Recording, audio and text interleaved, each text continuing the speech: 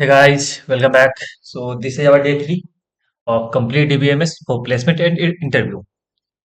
तो आज हम पढ़ेंगे normalisation, denormalisation, decomposition, architect, centralised database and distributed database, transition, serialization, then log, deadlock, relational algebra, indexing, hashing, फिर recovery technique and backup, data security, authentication and authorisation और सबसे last में पढ़ेंगे two phase blocking. Okay, तो ये सारे topic है अपने आज के। तो स्टार्ट करते हैं नॉर्मलाइजेशन से। तो आज का पहला टॉपिक अपने पास नॉर्मलाइजेशन।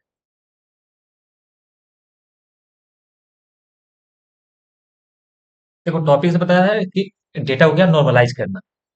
तो ये क्या होता है ना, ये एक मेथड है। Normalization is a method. Normalization is a method to breaking down to breaking down a large और complex data, complex not data tables into smaller and related tables ना, and define relationship between them. Okay, देखो मतलब क्या, normalisation क्या है, एक method है। एक बहुत बड़ा टेबल है तुम्हारे पास, ठीक है, कॉम्प्लेक्स टेबल, उसे छोटे छोटे टेबल में तोड़ना। ठीक है, और क्या करता है, उनमें रिलेशन फाइंड करता है। ठीक है, और तो ये यूज क्यों होता है अगर मैं बताऊं तुम्हें। सेकंड थिंग, ये क्या करता है, रिडंडेंसी को कम करता है। ठीक है, या तो खत्म करता है, लेकिन अगर खत्म नहीं कर पाए तो क्या कम कर देगा। तो ये क्या करता है, रिड्यूस द रिडंडेंसी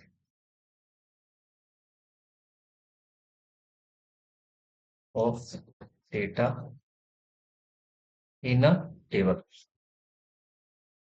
ठीक है, क्या करता है, रिड्यूस करता है रिडंडेंसी को, पहला चीज।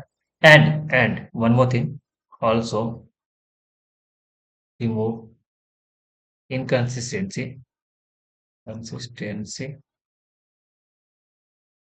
problem and unwanted risks। ठीक है, तो नॉर्मलाइजेशन क्या है अगर हम वापस से समझे।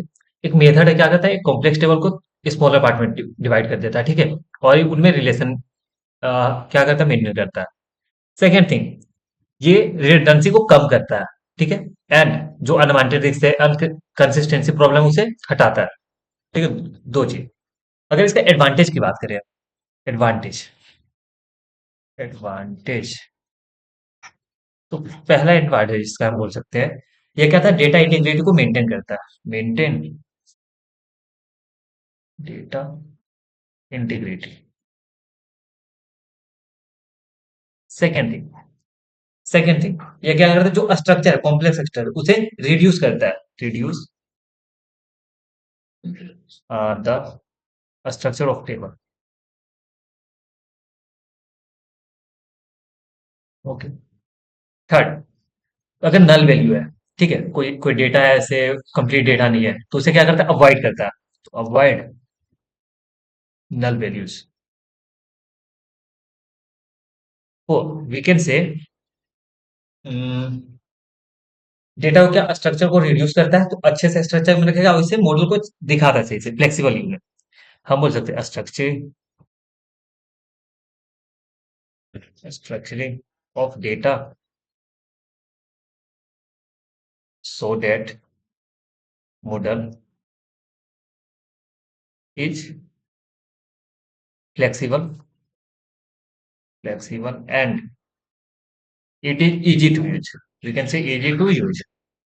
ओके, तो ये क्या, एडवांटेज समझ आ गया। अब इसके टाइप्स देखते हैं, नॉर्मलाइजेशन के टाइप्स देखते हैं हम।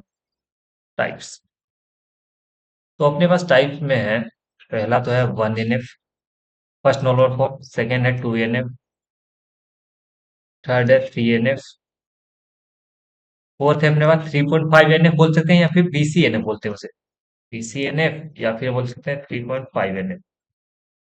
Then we have 4NF at the end, 5 NF। तो टोटल यहाँ 6 टाइप के होते हैं। तो हमें पढ़ना क्या क्या, 1 NF पढ़ना, 2 पढ़ना, 3 पढ़ना, BCNF पढ़ना। ये दोनों उतना नहीं पूछा था, मैं फिर भी तुम्हें बता दूंगा। ओके, तो स्टार्ट करते हैं 1 NF से। पहला अपने पास first normal form. First normal form, ठीक है। तो 1 NF में देखो क्या होता है, मान लो तुम्हारे पास डेटा है, ठीक है। तो डेटा कैसे भी हो सकता है ना। तो अगर हम बोल सकते हैं डेटा ये है, एक टेबल बना लेते हैं हम।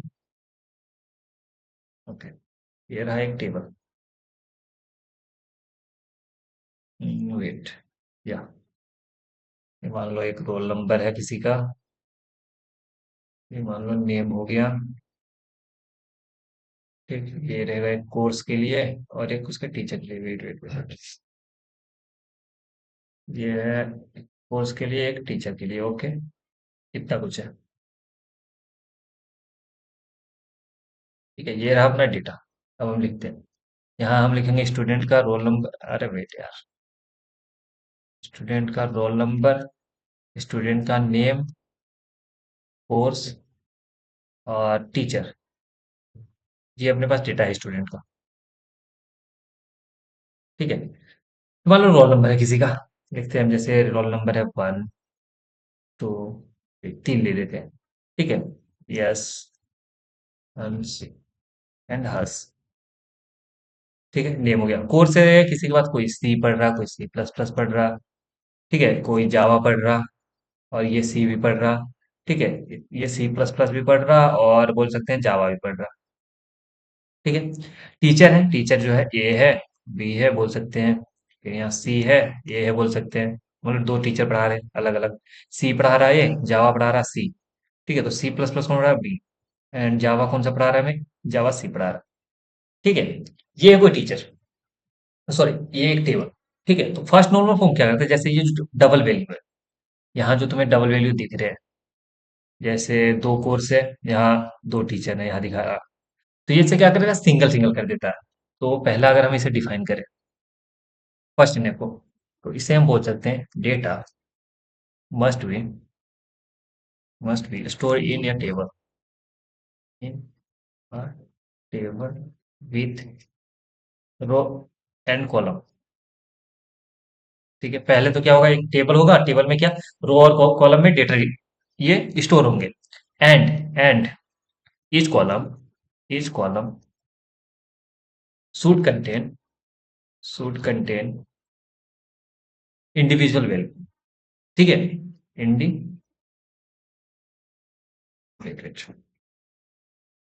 इंडिविजुअल वैल्यूज, ठीक है। तो क्या है ये, ये रहा डेटा, एक टेबल में स्टोर होना चाहिए रो कॉलम के फॉर्म में। और क्या करेगा, हर एक क्या बोलते हैं कॉलम में, ठीक है, सिंगल वैल्यू होना चाहिए, इंडिविजुअल वैल्यू होना चाहिए। जैसे कॉलम नहीं, रो में बोल सकते हैं, एक रो में एक वैल्यू, ये इसका इसका नहीं, ऐसे ये कॉलम है ना, सी होना चाहिए C++, तो इसे अलग कर दो, ठीक है। तो हर एक को क्या करना है, हमें अलग करना है। तो जैसे यहाँ भी डबल डबल, इसे भी अलग करेंगे, इसे भी अलग करेंगे, इसे भी, इसे भी, इसे भी, इसे भी, ठीक है। तो इसे हम फर्स्ट NF में अगर हमें कन्वर्ट करना है, ठीक है, तो कन्वर्ट करते हैं इसे फर्स्ट NF में, फर्स्ट नॉर्मल फॉर्म में हम कर रहे हैं इसे। तो देखो क्या हो जाएगा अपने पास, ये बना इतना, ठीक है। ठीक है, यहाँ स्टूडेंट का रोल नंबर, यहाँ स्टूडेंट का नेम, यहाँ कोर्स, यहाँ टीचर, ठीक है। ये रहा ना, ओके। फिर इसे यहाँ से यहाँ तक ले लो रोल नंबर के लिए। सेकेंड है name, then we have course and teacher, ठीक है। इतनी चीजें। तो अगर हम ऐसे करें, रोल नंबर 1, यस। सेकेंड चीज, इसके पास क्या है, इसके पास मान लो सी है, सी कौन पढ़ा रहा है इसे, ए। एक तो ऐसे तोड़ सकते हैं, रोल नंबर 1 है, यस। कोर्स क्या है, इस बार C++ है, जो कौन पढ़ा रहा है इसे, बी पढ़ा रहा, ठीक, ये टीचर ने भी दी है। अब देखो सेकंड, सेकंड है अंश, इसके पास है पहले जावा, जावा कौन पढ़ा रहा है इसे, सी। फिर है सेकंड, फिर से है अंश, ये अब पढ़ रहा सी, सी कौन पढ़ा रहा है इसे, ए पढ़ा रहा, देन वी हैव थर्ड हर्ष, हर्ष, ठीक है। सी प्लस प्लस, देन जावा, सी प्लस प्लस बढ़ा रहा बी, और ये रहा सी। तो अगर तुम इसे चेंज करो, देखो ये फर्स्ट नॉर्मल फॉर्म में क्या हो, एक कॉलम में एक इंडिविजुअल वैल्यू है सबका। देखिए यहाँ कॉलम में क्या था, डबल डबल वैल्यू था, हर एक कॉलम का इंडिविजुअल वैल्यू है यहाँ। तो फर्स्ट एनएफ में हो गया, देखो डबल वैल्यू से सिंगल वैल्यू में कन्वर्ट कर दो बस। तो ये हो गया तुम्हारे फर्स्ट एनएफ में, ठीक है। इतना समझ आया। तो फर्स्ट एनएफ में क्या करते हैं, डेटा स्टोर होता है टेबल के फॉर्मेट में, रो और कॉलम वाइज। उसके बाद क्या करते हैं, हर कॉलम को हम ऐसे सिंगल इंडिविजुअल वैल्यू दे देते हैं। तो फर्स्ट एनएफ में हो गया। अब हम पढ़ते हैं सेकेंड एनएफ, ठीक है। अब पढ़ेंगे हम सेकेंड एनएफ। ये रहा second thing. Now we have to learn about second normal form. इसमें क्या होता है ना, देखो तुम्हारे पास तो डेटा सिंगल वैल्यू में है, तो पहला चीज की must be in one NF. पहले तो वन एनएफ में होना चाहिए, तब जाकर हम इसे टू एनएफ में कर सकते हैं। तो पहला चीज तुम्हारे पास अब इंडिविजुअल वैल्यू है सबका, ठीक है। सेकंड, अगर इंडिविजुअल वैल्यू है तो हम क्या बोल सकते हैं, यहाँ जैसे कुछ चीजें यहाँ, जैसे हम बोल सकते हैं, ये नेम है, कोर्स है और टीचर है, तीन चीजें हैं। तो जो ऑल नॉन की एट्रीब्यूट्स हैं, ठीक है, जैसे नॉन प्राइम वाले हैं, वो क्या होने, जो फुली डिपेंडेंट होने चाहिए एक पे। ये क्या होने चाहिए, फुली डिपेंडेंट, पार्शियल डिपेंडेंट नहीं होने चाहिए, फुली। तो जैसे हम बोले, अगर ऐसा एक रिलेशन है तुम्हारे पास, समझते हैं रिलेशन है किसका, टेबल होगा तुम्हारे पास ए, बी, सी एंड डी, चार टेबल है। तो तुम्हारे पास प्राइमरी की दो मिल रहे हैं, ए और बी मिलकर के बना रहे हैं तुम्हारे पास प्राइमरी की। ए बी क्या है तुम्हारे पास, प्राइमरी की है। और सी और डी क्या है तुम्हारे पास, नॉन प्राइमरी की, ठीक है, नॉन प्राइम है। तो और तुम्हें अगर बोला गया बी डिपेंड, बी से सी हम निकाल रहे हैं, ठीक है, बी है तो हम बी से सी का रिलेशन निकाल रहे हैं। तो देखो ये क्या है, ये बी सी किस पे डिपेंड हो रहा है, सिर्फ बी पे। लेकिन तुम्हारा प्राइमरी की क्या है, ए बी, तो इसे किस पे डिपेंड होना चाहिए, ए बी दोनों पे, ठीक है। तो यहाँ ये क्या है, ये पार्शियल डिपेंड, पार्शियली डिपेंडेंट, ठीक है। अगर यही रहता ए बी पे डिपेंड कर रहा सी, तो ये क्या है, ये फुली डिपेंडेंट है, ठीक है। तो हमें ऐसा बनाना, क्या करना है, नो पार्शियल डिपेंडेंसी चाहिए हमें, फुली डिपेंडेंट चाहिए। तो हम इसे बोल सकते हैं, ऑल नॉन की एट्रीब्यूट्स, ऑल नॉन की attributes should be should be fully dependent on the primary, on the primary, ठीक है। प्राइमरी हो सकता है सिंगल हो, या फिर हो सकता है कि दो मिलकर बने हो, ऐसा, ठीक है। इसी को हम क्या बोलते हैं, no no partial dependency, no partial dependency नहीं होना चाहिए, ठीक है। तो सेकंड नॉर्मल फॉर्म का कंडीशन क्या है, एक तो वन एन एफ में होना चाहिए, दूसरा क्या, पार्शियल डिपेंडेंसी नहीं होना चाहिए, या तो फुली डिपेंडेंट हो या तो नहीं हो, अलग बात है, ठीक है। अगर इसका एक एग्जांपल ले लें, मान लो तुम्हारे पास एक टेबल हम ले लेते हैं ऐसे, एक टेबल ले लेते हैं, ठीक है। जैसे टू एन एफ के लिए हम एक टेबल ले रहे हैं। कैसे समझा सकते हैं इसे, जैसे मान लो तुम्हारे पास है एक स्टूडेंट आईडी, ओके। ऐसे हम ले लेते हैं स्टूडेंट आईडी, स्टूडेंट आईडी, एक स्टूडेंट का नाम होगा। हाँ, एक और चीज यहाँ हमें समझना है, कॉम्पोजिट वाला, यानी कि दो मिलकर बनेगा, एक होता है प्रोजेक्ट का आईडी, एक स्टूडेंट का नेम, एक होगा प्रोजेक्ट का नेम, चार चीजें हैं, student ID, then project ID, then we have name and project name, ठीक है। अब चलो एक एक करके स्टार्ट करते हैं। तो स्टूडेंट आईडी मान लो वन है, टू है, थ्री है, फोर है, ठीक है, चार ले लिए हम, पांच ले लेते हैं। प्रोजेक्ट आईडी मान लो, प्रोजेक्ट आईडी होगा P1, P2, P3, P4, P5, ठीक है। स्टूडेंट का नाम ले लेते हैं, yes, Hans, Harsh, Harshita, and at the end हम ले लेते हैं कि अंशु। पांच ले लिए, ठीक है, पांच स्टूडेंट है। अब प्रोजेक्ट का नाम लेते हैं, तो प्रोजेक्ट किसी का है, मान लो हम्म, कुछ भी माना थे प्रोजेक्ट के लिए ABCD माना थे, ABCD। ठीक है, ये है। ये तुम्हारे पास डेटा है। तो तुम यहाँ देखो, तुम्हारे पास हम बोल सकते हैं क्या क्या है। जो स्टूडेंट आईडी है एंड प्रोजेक्ट आईडी, ये है तुम्हारे पास प्राइमरी की या कंपोजिट की बोल सकते हैं। ठीक है, मतलब ये यूनिकली आइडेंटिफाई कर रहे हैं तुम्हारे को, प्रोजेक्ट आईडी और एस आईडी। ठीक है, दो चीज मिलकर। और तुम्हारा क्या है, मान लो स्टूडेंट आईडी पे ये सारे डिपेंडेंट है कह सकते हैं। एक ऐसा रिलेशन आ गया जैसे प्रोजेक्ट आईडी पे तुम्हारा डिपेंडेंट है प्रोजेक्ट नेम। तो ये क्या पार्शियल है, ये दोनों पे होना चाहिए था। ठीक है, तो यही इसे ही हमें क्या करना है, तोड़ना है। तो इसे हम पहले क्या, इसे देखो 1NF में है, तो देखो सारे एक एक वैल्यू रखे हैं तो 1NF में तो है। अब इसे हमें 2NF में करना है। तो देखो एक तो चाहिए हमें एस आई डी, एक में रखेंगे PID, दोनों है।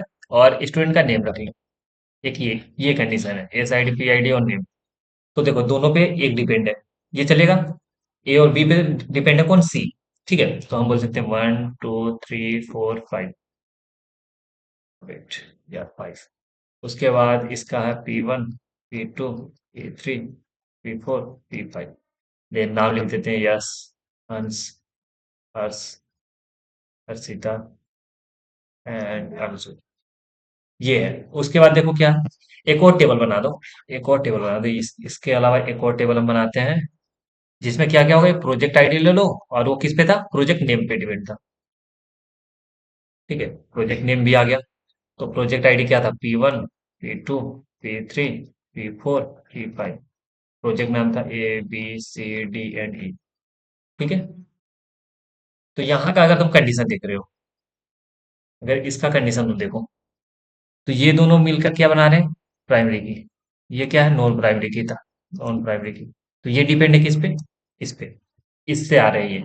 ठीक है, ये तो सही चल गया। और लास्ट में एक ये रिलेशन था, वो भी हम लिख दिए। तो यहाँ देखो प्रोजेक्ट, इसको बोल देते हैं हम, ये क्या है, प्राइमरी की। ठीक है, और सॉरी, इसे हम बोल सकते हैं एक प्राइमरी की, एक फॉरेन की बोल सकते हैं। यहाँ फॉरेन की है, यहाँ एक प्राइमरी की है। तो इस टेबल का जो प्राइमरी की है, यहाँ भी एक यूनिकली आइडेंटिफाई, ये क्या है, यहाँ का फॉरेन की। अगर समझ, रिलेशन भी बन गया। तो जैसे ये बना, और प्रोजेक्ट नेम लिखना है तो इससे हम मैप करा देंगे, P1 से, P2 से, P3, P4, P5। डन। एक और एग्जांपल लेते हैं, 2NF में आया समझ। क्या किया हम, दो टेबल में तोड़े हैं, मतलब बेसिकली तुम देखो क्या, अलग अलग कर दिए। ठीक है, एक और अगर इसी को हम सॉल्व करें, इसको हम 2NF में करना चाहें, इस वाले एग्जाम्पल को ही 2NF में करना चाहें, तो हम पहले यूज किए थे, इसको हम करते हैं 2NF में। 2NF में करने के लिए देखो, यहाँ से हमें देखना होगा क्या है, रोल नंबर है, नेम है, कोर्स है, टीचर है। ठीक है, तो रोल नंबर और स्टूडेंट नेम है अपने पास। ठीक है, दो चीजें। ठीक है, तो हम ले लेते हैं, इसे क्या कर लेंगे ना, रोल नंबर और नेम को अलग रखना। क्या बोल लेंगे, एस, रोल, स्टूडेंट का नेम। ये जो दो चीजें हैं, इन्हें रख दो ऐसे। रोल नंबर है 1, यस के लिए। रोल नंबर 2 है, अंश के लिए। रोल नंबर 3 है, हर्ष के लिए। ठीक है, तो ये दो दो था, ये अब क्या प्राइमरी की बन गया, एक सिंगल सिंगल है। तो ठीक है, तीनों का ले लिए। नेम हो गया अपने पास। अब हमें क्या चाहिए, ये डिपेंड था इस पे। ठीक है, कोर्स और टीचर भी किस पे डिपेंड है, रोल नंबर पे ही डिपेंड है। तो रोल नंबर ले लेते हैं। सेकेंड हम लेते हैं अब, सेकेंड टेबल के रोल नंबर एंड नेम हो गया अपने पास, एक कोर्स चाहिए और टीचर चाहिए। ऐसे चेंज कर लो। ठीक है, तो रोल नंबर था 1, यस के लिए। नोट यस, नाम नहीं देना हमें, हमें देना कोर्स। अब तो हमें इस फॉर्म चाहिए, ये वाला। ओके, तो यहाँ से हम देखते हैं 1 किसके लिए था, या 1 था यस, और कोर्स था सी, टीचर था उसका ए। पहला चीज। ठीक है, फिर आया रोल नंबर 1, फिर भी यस के लिए ये। अब इसका कोर्स है C++, इसके लिए टीचर है बी। दो चीजें। अब आया सेकेंड के लिए, अंश के लिए, जो जावा पढ़ रहा, जिसका टीचर है C2। फिर से क्या पढ़ रहा, सी, जिसका टीचर है ए। अब देखेंगे 3 के लिए, हर से C++ पढ़ेगा, जावा है। दो कोर्सेज के बाद C++ पढ़ा रहा है इसे बी, और जावा पढ़ा रहा है इसे सी। तो ये क्या हो गया अपना। और यहाँ हम देखें तो ये क्या है, ये प्राइमरी की है। और इसे बोलेंगे ये क्या है, एक फॉरेन की है। तो इन दोनों के रिलेशन से क्या बन जाएगा, ये पूरा एक टेबल बन सकता है। ठीक है, वही टेबल जो बनाया है वही आ जाएगा। ठीक है, तो ये हो गया टू एन एफ में तुम्हारा। आई बात समझ, क्या कर दिया हम, ब्रेक कर दिए। ठीक है, पार्शियल डिपेंडेंसी नहीं है, ये दोनों इस पे डिपेंड कर रहा है, ये भी इस पे डिपेंड कर रहा है ओनली। ठीक है, second thing, two N F भी हो गया अपना। अब आते हैं थ्री एन एफ में। थ्री एन एफ, थर्ड अपना थ्री एन एफ। तो देखो, टू एन एफ में होने के लिए क्या चाहिए था हमें, फर्स्ट वन एन एफ में चाहिए था। तो थ्री एन एफ में लाने के लिए सबसे पहले होना चाहिए टू एन एफ में। ओके, तो must be in two N F, must be in two N F, पहला चीज। सेकंड थिंग अपने पास देखो, जो नॉन की एट्रीब्यूट्स है, ठीक है, जो नॉन की एट्रीब्यूट था, नॉन की attributes should not depend on, should not depend on other non key attributes, other non key attributes। देखो क्या है, अगर ये जो नॉन की एट्रीब्यूट्स है, मतलब नॉन प्राइम जो है, ठीक है, वो दूसरे नॉन की पे नहीं डिपेंड होना चाहिए। की पे डिपेंड हो चलेगा, प्राइमरी की पे डिपेंड हो चलेगा, ठीक है, बाकी अनदर किसी पे नहीं डिपेंड होना चाहिए। जैसे इसमें ही तुम देखो, जो अभी हम किए, जिस पर, तो यहाँ देखो, ये है प्राइमरी की, ये नॉन प्राइमरी की, तो ये इस पे डिपेंड है, चल जाएगा। यहाँ है, ये फॉरेन की है, और ये क्या है, नॉन प्राइमरी की, नॉन प्राइमरी की, तो ये क्या है, इस पे डिपेंडेंट है। ये क्या है, इस पे डिपेंडेंट है, ये नहीं चलेगा। ठीक है, तो जैसे कि कोर्स सी कौन पढ़ा रहा है, ए पढ़ा रहा, तो देखो, तो सी ए पढ़ा रहा, डिपेंड है इस पे। सी प्लस प्लस बी पढ़ा रहा, सी प्लस प्लस बी पढ़ा रहा, जावा सी पढ़ा रहा, जावा सी पढ़ा रहा। तो ये नॉन, एक नॉन प्राइम, नॉन की एट्रीब्यूट्स दूसरे नॉन की एट्रीब्यूट्स पे डिपेंड कर रहा। ठीक है, तो ये नहीं होना चाहिए, तो इसे हमें ठीक करना है। अब हमें करना है इसे थ्री एन एफ में, इसी को हम चेंज करते हैं थ्री एन एफ। तो इसी टेबल को हम करके देख लेते हैं। ठीक है, अब ये अपने पास ये टू एन एफ में है, जो हमें बोला था कि टू एन एफ में होना चाहिए, टू एन एफ में है, तो इसे हमें करना है थ्री एन एफ में। ठीक है, तो हमारा ये तो है पहले से। तो अगर जो ये टेबल हम देखें, ये टेबल क्या है, रोल नंबर और नेम, तो ये प्राइमरी की है, ये नॉन प्राइमरी की है। तो प्राइमरी के पे डिपेंड हो सकता है, इसका कोई नहीं, कुछ नहीं बोला। नॉन प्राइमरी की पे नहीं डिपेंड होगा, सिर्फ तो हमें इस टेबल को करना है। ठीक है, तो अभी ये तो सेम रहेगा, एस रोल नंबर और एस का name, we have like, zoom कर लें, ठीक है, one two three yes, one two three yes है, एंड उसके बाद क्या है, आंस, उसके बाद हर्स। तो ये तो सेम रह गया। अब हमें इसे चेंज करना है, जो नॉन क्यू एट्रीब्यूट दूसरे पे डिपेंड कर रहा है, दिस वन। ओके, तो इसमें क्या करना है, एक रोल नंबर से इसको करा देते हैं, कोर्स को। ठीक है, और क्या कर देंगे, यहाँ एक बार इसको, अगर ये इस दूसरे पे डिपेंड है, तो इसको प्राइमरी बना दो, इसको नॉन प्राइमरी बना दो, ऐसे कर लेंगे। एक बना दिया टेबल इसके लिए, एक बनाते हैं एस रोल नंबर के साथ कुछ एक ले लो। हाँ वेट, सॉरी, या, तो इसे हम बना सकते हैं एस रोल नंबर। ठीक है, रोल नंबर के साथ और रहेगा अपने पास एक, मान लेते हैं क्या था, कोर्स, कोर्स ले ली, कोर्स रोल नंबर वन है। वन कौन सा पढ़ रहा, वन क्या क्या कोर्स पढ़ रहा है, ये देखो, देखो सी पढ़ रहा, सी प्लस प्लस, दो चीजें पढ़ रहा। वन क्या पढ़ रहा, सी पढ़ रहा, C plus plus, C and C plus plus one. Two क्या पढ़ रहा है, ये देख लो, टू पढ़ रहा जावा एंड सी, टू पढ़ रहा जावा एंड सी। थ्री क्या क्या पढ़ रहा है, ये देखो, थ्री रोल नंबर वाला पढ़ रहा C plus plus and Java, C plus plus and Java. ये तो हो गया। ठीक है, यहाँ भी ये क्या प्राइमरी है, ये नॉन प्राइमरी।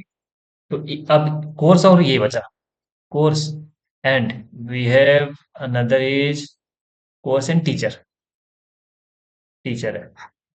तो देखो, यहाँ हम कोर्स को बना देते हैं प्राइमरी की, इसे नॉन प्राइमरी की। ठीक है, इसे तोड़ दिए, तो ये अभी इससे हमें क्या निकाल सकते, कोर्स से हम टीचर पता कर सकते हैं। तो कोर्स है सी, सी प्लस प्लस, जावा। सी कौन पढ़ा रहा, सी पढ़ा रहा था मैं, सी पढ़ा रहा A, C plus plus B, A B C, चलो, यह है ए बी सी, ये सी लैंग्वेज है और ये सी क्या है, सॉरी, सी टीचर है और यहाँ सी लैंग्वेज है। आई बात समझ, कोर्स से एक सी और ये सी, अगर नाम हम चेंज करना चाहें तो कर सकते हैं। ठीक है, अभी अगर समझ आ रहा है तो कोई दिक्कत नहीं है हमें। तो ये तुम्हारा थ्री एन एफ में हो गया। ठीक है, अगर हम एक बार रिवाइज करें, वन एन एफ में क्या था, नॉर्मल ये है, तो ये सिंगल वैल्यू होना चाहिए हर एक कॉलम के लिए। ठीक है, तो सिंगल वैल्यू में कर लिए।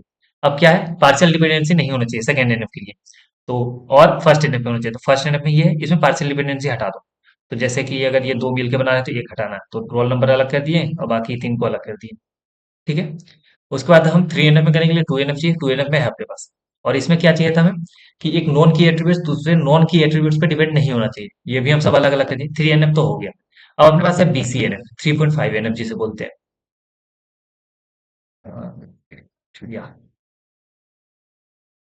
अभी अपने पास फोर्थ है अपने पास बी सी एन एफ, जिसे हम बोलते हैं 3.5 एन एफ। ठीक है। तो सबसे पहले हमें समझना होगा इसमें बीसीएनएफ का फुल फॉर्म क्या होता है। ठीक है। अगर तुमसे इंटरव्यू में पूछ सकता है बीसीएनएफ बताओ, तो सबसे पहले तो मैं स्टार्ट करूंगा इसके इसके फुल फॉर्म से। बोल सकते हैं Boyce Boyce Codd's normal form. ठीक है, कोड नॉर्मल फॉर्म। ठीक है, बॉयस कोड। ठीक है। सेकेंड थिंग, ये क्या होना चाहिए, थ्री में होना चाहिए। Must be in three N F, must be in three N F. ठीक है, दो चीजें। अब देखो मेन चीज जो है, इसमें क्या होता है, थ्री एनएफ में तो है, इसके बाद हमें क्या करना है।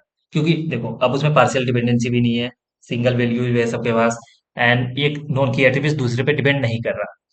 तो अब हमें क्या करना, if a table contain, if a table contain more than one, more than one composite key attributes.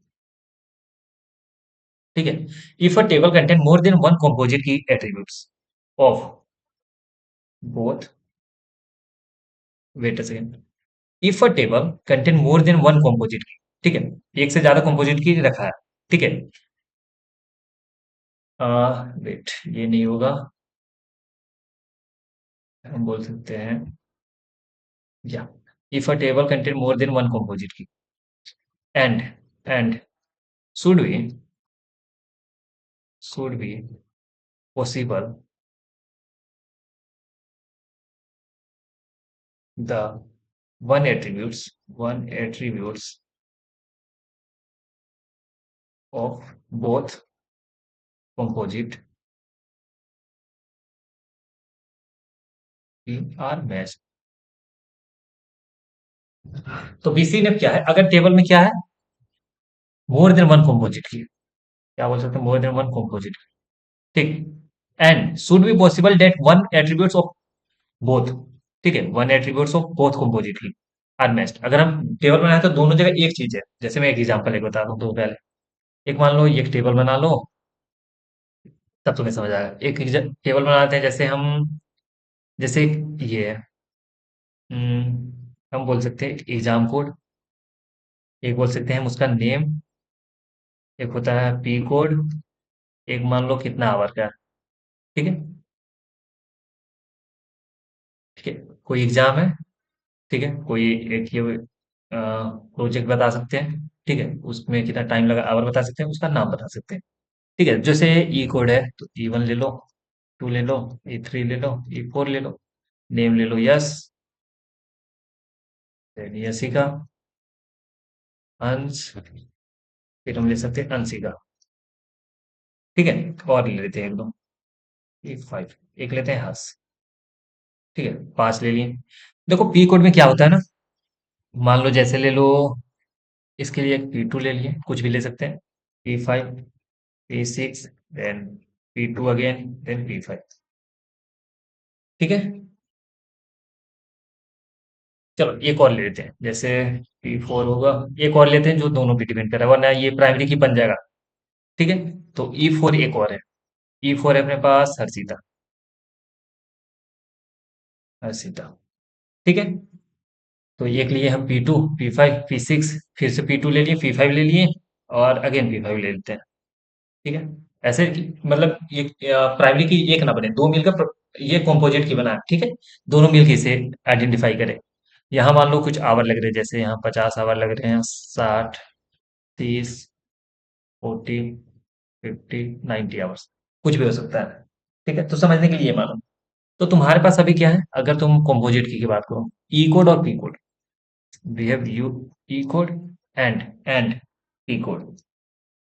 ये क्या है, कॉम्पोजिट बोल सकते हैं हम। ये हो रहा है अपना कॉम्पोजिट की। ठीक है, दो मिलकर क्या यूनिकली आइडेंटिफाई कर रहे हैं ग्रुप को। तो ये है कॉम्पोजिट वन। एक हम बोल सकते हैं, अगर नेम ले ले, नेम देखो सबका यूनिक है। नेम और पी कोड या ई कोड ले ले, एक नेम ले लेते हैं और एक ले लेते हैं पी कोड। ठीक है, ये बोल सकते हैं कॉम्पोजिट की। ये भी है कॉम्पोजिट की, ये टू बोल दो। तो मोर देन वन कॉम्पोजिट की हो गया। देखो, क्योंकि यूनिक तो ये भी है ना, ये भी यूनिक है। ठीक है, ये दोनों मिलकर कर सकते हैं, बना सकते हैं। या फिर ये दोनों मिला मिलकर बना सकते हैं। ठीक है, तो ऐसा होता है तो मोर देन वन है। तो हमें क्या करना है, अगर यही टेबल हम ऐसे बना रहे हैं, अगर इसी टेबल को हम ये बना देते हैं। अब मैं एक्चुअल टेबल बना के दिखा रहा हूँ तुम्हें। तो मान लो एक था अपने पास ई कोड, और था एक क्या, ई कोड और नेम ले लेते हैं। ठीक है, ई कोड और नेम, ये दोनों मिलकर बनाते हैं। जैसे ई कोड भी और पी कोड मिलकर कंपोजिट बनाता है एक। एक कौन कौन बनाते हैं, एक से हमें आइडेंटिफाई करना है। ठीक है, ई कोड और पी कोड मिलकर बना रहा। ठीक है, ई कोड और पी कोड मिलकर बना रहा, और उसमें हम दे देते हैं इस आवर को। ठीक है, ई कोड, पी कोड और आवर। ठीक है, तीन चीजें। तो ई कोड है पहले पास, E one, E two, E three, E four, E five, again E four. ठीक है, इतना है। ठीक है, पी कोड क्या था, P two, P five, P six, P two, P five and again P five. Hour क्या है, 50, 60, 30, 40, 50, 90। ये आया।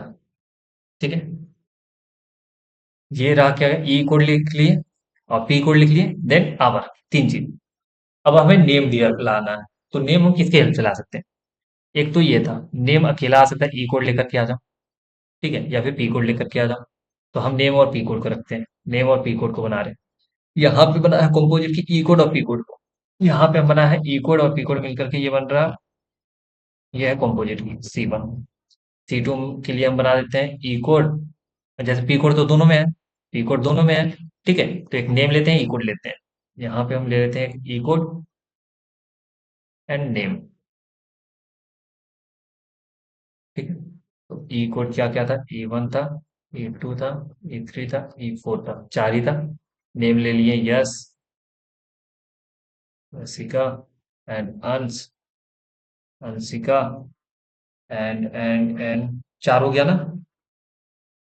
एक सेकेंड, एक सेकेंड, यहाँ हम नाम गलत दे दिए। अगर इसका ई फोर का नाम है तो यहाँ हम अलग नाम नहीं दे सकते, हम सिक्का दे सकते हैं। ठीक है, और क्या कर सकते हैं, दैट्स इट। ठीक है, इतना ही रहने दो। और भी कुछ बनाया नहीं, ठीक है। ठीक है, तो देखो बीसीएनएफ में क्या हुआ, मोर देन वन कंपोजिट की है। ठीक है, तो हमें क्या करना था, if a table contain more than one composite key attributes and should be possible that one attributes of both composite key are matched। ठीक है, तो दोनों में क्या मैच हुआ, हमारा पी कोड। ठीक है, और क्या बोल सकते हैं, ई कोड भी मैच होता है। ठीक है, तो जो ई कोड है अपना, ई कोड यहाँ एक प्राइमरी की हुआ, यहाँ के लिए ये क्या हुआ, फॉरेन की। ठीक है, आई बात समझ। ये हुआ बीसीएनएफ। ठीक है, तो वन टू थ्री फोर, यहाँ तक हम समझ लिए। मतलब फर्स्ट था वन एनएफ, सेकेंड था टू एनएफ, थर्ड था थ्री एनएफ, फोर्थ था अपना 3.5 एनएफ। नेक्स्ट आगे बढ़ते हैं हम फोर एनएफ में। फोर एनएफ ये उतना पूछा नहीं जाएगा, बस हमें इसे थोड़ा समझ लेते हैं। तो फोर एनएफ में होने के लिए 3.5 एनएफ में होना चाहिए। तो मस्ट बी इन 3.5 एनएफ और बीसीएनएफ, लेकिन से बीसीएनएफ में होना चाहिए। सेकेंड है, इसमें क्या होता है ना, जो मल्टीवेट ऐसे लिखते हैं, we must ensure there are no multi value dependency where one column is dependent on another. ठीक है। हमें क्या इंश्योर करना है कि मल्टी वैल्यू डिपेंडेंसी नहीं होना चाहिए, जो एक कॉलम क्या है दूसरे पे डिपेंड हो। ठीक है, अगर एक दूसरे पे डिपेंड है तो जो इंडिपेंडेंट है, इंडिपेंडेंट होना चाहिए, इंडिपेंडेंट ऑफ अनदर और अदर एट्रीब्यूट्स, अदर एट्रीब्यूट्स। देखो क्या है, हमें इंश्योर क्या करना है, यार no multi value dependency where एक कॉलम डिपेंड है अगर दूसरे पे। ठीक है, तो जो इंडिपेंडेंट है, independent, wait wait wait spelling गलत है यहाँ, इंडिपेंडेंट, ओके, नाउ करेक्ट। तो जैसे ऐसे तुम समझो, जैसे मान लो तुम्हारे पास टेबल है ऐसे, वन मान लो, टू मान लो, थ्री मान लो, तीन टेबल है। ठीक है, वन टू थ्री। तो जैसे थ्री क्या है ना, वन डिपेंड है थ्री पे, one depend on three, one three पे डिपेंड है। ठीक है, अगर वन डिपेंड है, one column is depend on the another. ठीक है, यहाँ तक अनदर। अगर वन थ्री पे डिपेंडेंट है तो क्या वो थ्री से इंडिपेंडेंट हो जाए, मतलब अदर से, अदर एट्रीब्यूट से क्या हो जाए, इंडिपेंडेंट, मतलब टू से क्या होगा, इंडिपेंडेंट होगा। तो हम क्या बोलेंगे यहाँ, वन इंडिपेंडेंट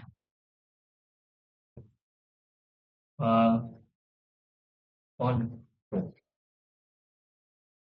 ठीक है, वन अगर थ्री पे डिपेंड है तो टू से क्या होना चाहिए, इंडिपेंडेंट होना चाहिए, ये इंश्योर कराएगा। ठीक है, तो इसका तुम एग्जांपल देख सकते हो, उतना पूछा नहीं जाएगा। एक लास्ट देखते हैं, सिक्स, फाइव एन एफ। तो ये तो पहले होना चाहिए फोर एन एफ में, must be, must be in four N F. उसके बाद क्या होना चाहिए, इसे हम बोलते हैं PGNF, PJNF, project join normal form. PGNF का फिफ्थ एनएफ को क्या बोलते हैं, PGNF, join, sorry, project join normal form. और क्या है, एक फोर एनएफ में होना चाहिए, और इसका मेन काम देखो, मेन चीज अगर देखें, if we decompose table, decompose table further to eliminate, to eliminate, eliminate redundancy and when we rejoin the decomposed table, composed table, it means, it means we can say candidate key, candidate key। ठीक है, if we decompose the table, ठीक है, further to eliminate redundancy and we rejoin the decomposed table, it means, it means candidate key, we should not, we should not be losing the original data, losing the original data। जैसे मान लो एक table को तुम decompose किए, ठीक है, redundancy हटाने के लिए, लेकिन वापस से जब उसको क्या करोगे, रीज्वाइन किए, तो तुम्हारा डेटा लॉस नहीं होना चाहिए।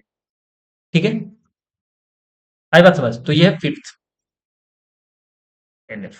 ये हो गया, तो अपना नॉर्मलाइजेशन यहाँ खत्म होता है। तो हम पांचों देख लिए। अपने पास क्या क्या था, अपने पास था पहले वन एनएफ, एक बार रिवाइज करते हैं यहाँ से। देखो, डेटा क्या होना चाहिए, एक टेबल के फॉर्मेट में स्टोर होना चाहिए, रो और कॉलम वाइज। ओके, और क्या होना चाहिए, फर्स्ट एनएफ में होने के लिए कॉलम का एक मल्टी वैल्यू नहीं होना चाहिए, इंडिविजुअल वैल्यू होना चाहिए सबके। तो यहाँ जो था इसे हम चेंज किए सिंगल वैल्यू में सबके लिए, one NF done.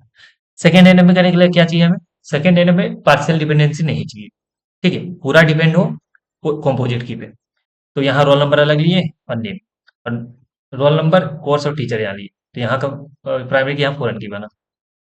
Three N में एक तो टू एन में होना चाहिए, और एक नॉन की एट्रीब्यूट्स दूसरे नॉन की एट्रीब्यूट्स पर डिपेंड नहीं होना चाहिए, यहाँ भी हम अलग कर दिए इन दोनों को।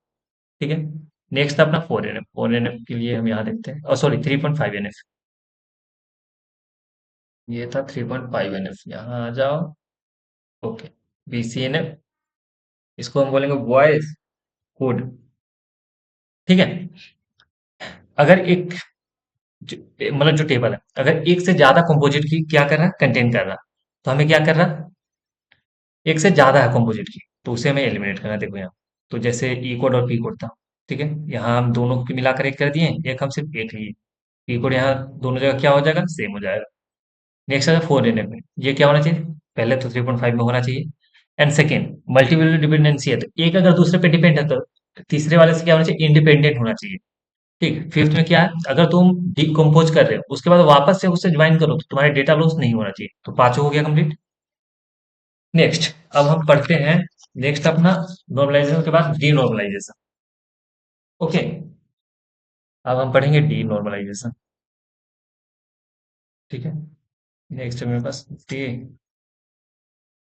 नॉर्मलाइजेशन। ठीक है। तो नॉर्मलाइज में क्या करते हैं, हम टेबल को ब्रेक कर रहे थे छोटे छोटे में, ठीक, रिडंडेंसी हटा रहे थे। डी नॉर्मलाइज में क्या करेंगे, ये बस उसका उल्टा प्रोसेस है। ये क्या करेगा, जैसे हम तोड़े हैं बहुत सारे टेबल को, तो बहुत सारे टेबल को ज्वाइन करेगा। ठीक है। डिकम्पोज में क्या, सॉरी, डी नॉर्मलाइजेशन में क्या करेगा, it is the process of combining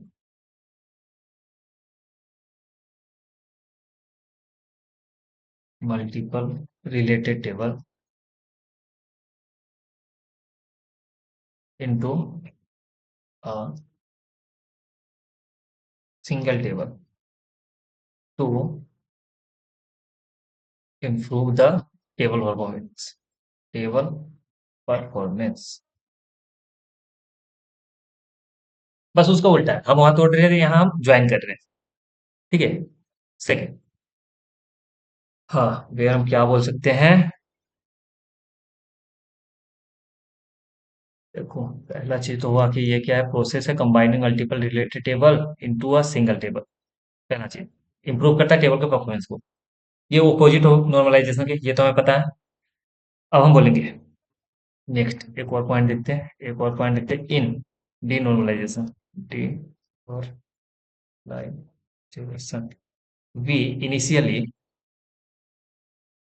initially create data redundancy to reduce number of joints. देखो नंबर ऑफ ज्वाइंट हटाने के लिए मतलब जैसे क्या बोल सकते हैं हम, normalisation, we initially create data redundancy. ठीक। डीनॉर्मलाइजेशन हम क्या करें, डेटा रिडंडेंसी बढ़ा रहे हैं, क्योंकि हम नॉर्मलाइज में क्या किए थे, कम किए थे, रिड्यूस किए थे। अब यहाँ जब हम वापस से इसे किए, ज्वाइन किए, तो ये क्या हो गया, ये रिडंडेंसी बढ़ाया। To reduce the number of joints required to require when query the database. ठीक है। क्या हम समझे यहाँ, we initially create data redundancy to reduce number of joints required when queries the database. आई बात समझ। नेक्स्ट, अगर इसका कुछ की पॉइंट देखें, अगर इसका कुछ की पॉइंट्स देखें, की पॉइंट्स, तो पहला है, ये क्या करता है, क्वेरी परफॉर्मेंस को बढ़ा इंप्रूव करता है, तो हम बोल सकते हैं improve query performance, query performance. Okay, by reducing the number of joints. ठीक है, टेबल कम होगा तो ज्वाइन कम करना पड़ेगा, तो ये क्या होता है, क्वेरी परफॉर्मेंस को बढ़ा देगा। मेन काम इसका ये है, सेकेंड थिंग। लेकिन रिडंडेंसी बढ़ जाएगा इसके बदले। ओके, इसके बदले क्या हो जाएगा, रिडंडेंसी बढ़ जाएगा, तो हम बोल सकते हैं इंट्रोड्यूस रिडंडेंसी। ठीक है। थर्ड, हम बोल सकते हैं commonly data warehouse where data retriever is priority. जहां मेन काम क्या है, डेटा को रिट्राइव करना, मतलब क्वेरी को जल्दी जल्दी चलाना। वहां ये हम क्या करते हैं, वहां यूज करते हैं। ठीक है। बस इसके लिए इतना ही। नॉर्मलाइजेशन हम देखें, उसका पूरा फॉर्म देखें। डी नॉर्मलाइजेशन समझे क्या है, उसका जैसे उल्टा प्रोसेस। जैसे बहुत सारे टेबल है, उसको ज्वाइन करके एक करना, उससे क्या होता है, क्वेरी ऑप्टिमाइजेशन बढ़ जाता है, लेकिन रिडंडेंसी भी बढ़ जाती है, ये होता है। ठीक है। और कॉमनली कहाँ यूज करते हैं, जब हमारा काम मेनली काम क्या हो, क्वेरी को जल्दी जल्दी चलाना। ओके। नेक्स्ट चीज, अब अपने पास थर्ड टॉपिक नॉर्मलाइजेशन। डीनॉर्मलाइजेशन के बाद क्या था अपने पास, देखना पड़ेगा हमें। Wait wait wait wait. Normalisation done, denormalisation done, decomposition, then architect. Okay ना। डीनॉर्मलाइजेशन, देखो है अपने पास denormalisation.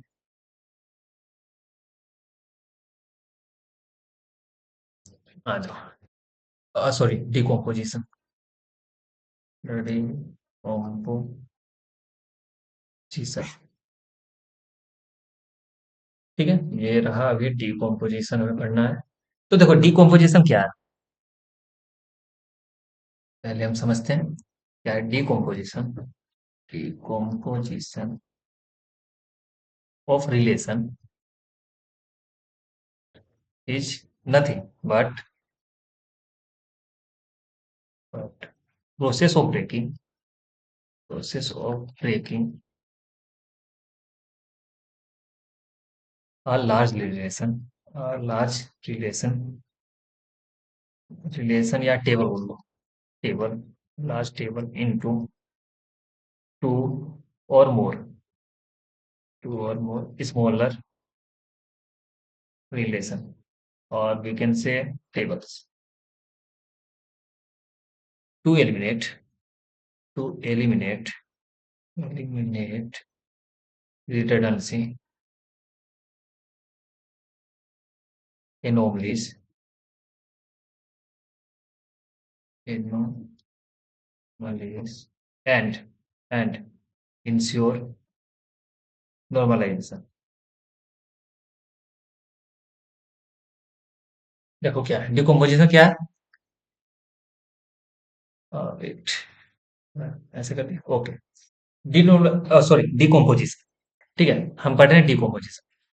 Decomposition of relation, O sorry, ये decomposition of relation is nothing, main चीज यहाँ देखो, process of breaking a large table into two और more सब टेबल। डिकम्पोज करना, आई बस में क्या है, डिकम्पोजिशन क्या है, बस डिकम्पोज करें एक बहुत बड़े टेबल को दो और दो से ज्यादा टेबल में क्या करना, तोड़ना। ये मेनली क्या है, नॉर्मलाइजेशन जैसे हम कर रहे थे, टेबल को क्या करते हैं, बहुत सारे टेबल में तोड़। ठीक है, तो वही है यही चीज, इंश्योर नॉर्मलाइजेशन, लास्ट में हम लिख भी दिए। ठीक है, क्या करता है, एलिमिनेट करता है इरेडंसी को, एनोमलीज को। ठीक है, अब समझ। तो डिकम्पोजिशन क्या है, एक बहुत बड़े टेबल को छोटे छोटे टेबल में तोड़ना। तो जैसे हम नॉर्मलाइजेशन में देख चुके हैं, तो वही एग्जांपल एक अगर लेना चाहें, एक एग्जांपल तुम्हें चाहिए अगर, तो हम ऐसे कर सकते हैं ना, जैसे स्टूडेंट का आईडी हो गया, स्टूडेंट का नेम हो गया, कोर्स हो गया, एंड टीचर था। यही एग्जांपल हम वन एन करने के लिए लिए थे। मान लो तुम्हारे पास आईडी 1 2 3 4। ठीक है, नेम है ABCD, कोर्स है C C++ Java and Python, teacher होगा T1 T2 T3 T4। ये है। इसे हमें ब्रेक करना है, तो ब्रेक कर देंगे बस। आईडी ले लो और नेम ले लो, एक ये बना लेना। और क्या हो जाएगा, आईडी ले लो, कोर्स ले लो, टीचर ले लो, दैट्स इट। यहाँ जो भी डेटा लिख दो। तो क्या करें, ये डिकम्पोज कर रहा है। ठीक है, ये कॉम्प्लेक्स डेटा को या फिर बड़े डेटा को छोटे छोटे टेबल में। अब देखो नेक्स्ट फोर्थ है अपने पास, फोर्थ था डिकम्पोज के बाद आर्किटेक्ट। हमारे पास था डीबीएमएस का आर्किटेक्ट पढ़ना था हमें। वेट वेट वेट, डिकम्पोजिशन में भी हमें टाइप्स देखना है। ठीक है, तो डिकम्पोजिशन में देखो दो टाइप होता है, एक लूज करेगा, एक मतलब डेटा को लूज करेगा। जैसे मैं बताता हूँ, लिख ही देते हैं। टाइप्स हम देख लेते हैं इससे पहले। टाइप्स ऑफ डिकम्पोजिशन, दो टाइप होते हैं। पहला लूजी, लूजी। सेकेंड है लूजलेस, लूजलेस डिकम्पोजिशन। ठीक है। तो लूजी में क्या होता है, जब हम डेटा को तोड़ रहे हैं तो क्या करता है, डेटा लॉस हो जाता है। ठीक है। और लूजलेस में क्या होता है, डेटा लॉस नहीं होता। नाम से समझ आया, लूजी में क्या डेटा लॉस होगा, लूजलेस में डेटा लॉस नहीं होगा when we break the large table. Okay. Next हम पढ़ेंगे अब। नेक्स्ट अपने पास है आर्किटेक्ट।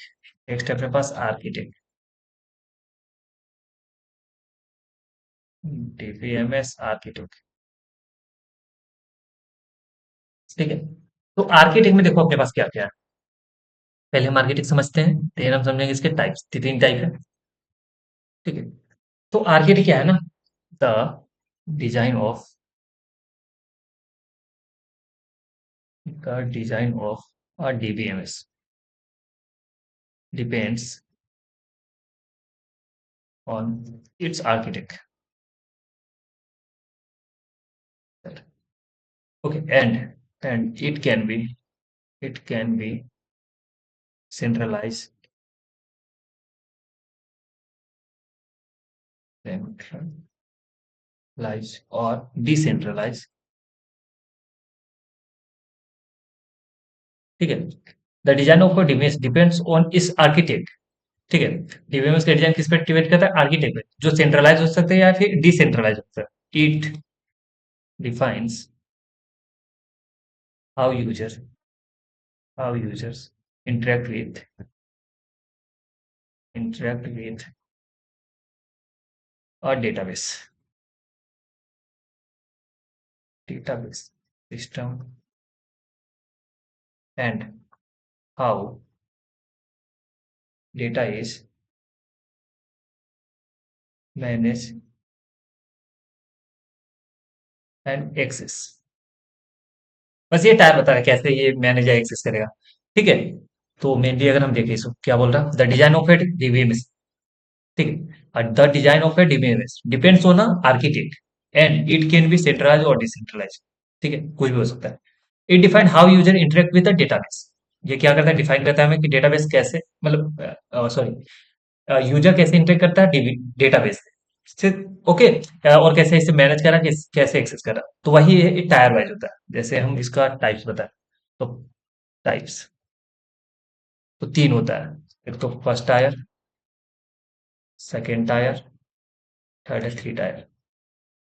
तो एक एक करके पढ़ते हैं। फर्स्ट टायर, चलो अच्छे से ही पढ़ते हैं एक एक करके। पहला है वन टायर आर्किटेक्ट। ओके। देखो वन टायर में क्या होता है ना, जैसे जो यूजर है, ये रहा एक यूजर,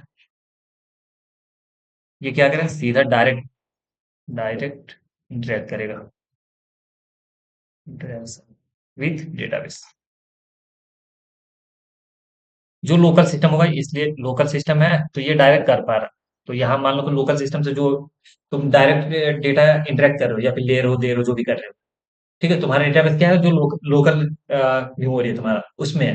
तो उससे तुम डायरेक्ट इंटरेक्ट कर सकते हो, तो उसको क्या बोलेंगे, फर्स्ट टायर, पहला। तो हम क्या बोल सकते हैं इसे, अगर हमें लिखना हो या फिर एक्सप्लेन करना हो, ये तो मैं तुम्हें डायग्राम समझा दिया कि सीधा डायरेक्ट इंटरेक्ट कर रहा है लोकल डेटाबेस से। क्या बोलते हैं, the client server and database database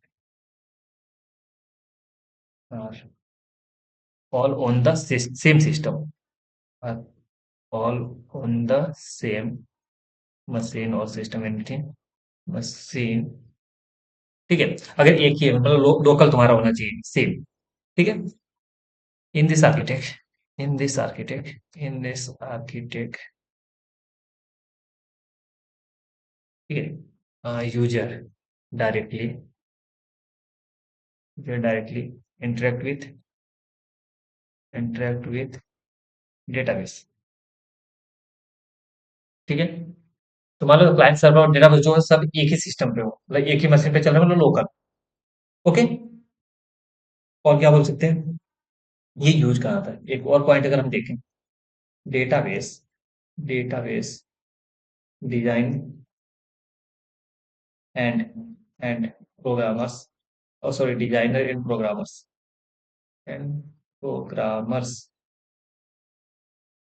जो डेटाबेस डिजाइन करते हैं या जो प्रोग्रामर होते हैं, ठीक है, वो क्या करते हैं, मेनली प्रेफर करते हैं इसी, मेनली प्रेफर करते हैं कि जल्दी जल्दी काम हो, हमारा ये सामने रहे सब डेटा, मेनली। और प्रोग्रामर, वो sorry, programmers normally use, normally use of paper, क्या बोल सकते हैं, टू यूज फर्स्ट टायर और सिंगल टायर, वेट ये क्या हो गया, to use single tier, single tier architect. ठीक है, तो इसमें क्या है, डेटाबेस डिजाइनर एंड प्रोग्रामर क्या यूज करते हैं प्रेफरली, ये normally prefer this one, one tier या सिंगल टायर कुछ भी बोलो। ठीक है, तो क्या करते हैं, जो डेटा डेटाबेस जो उससे तुम डायरेक्ट इंटरेक्ट कर सकते हो।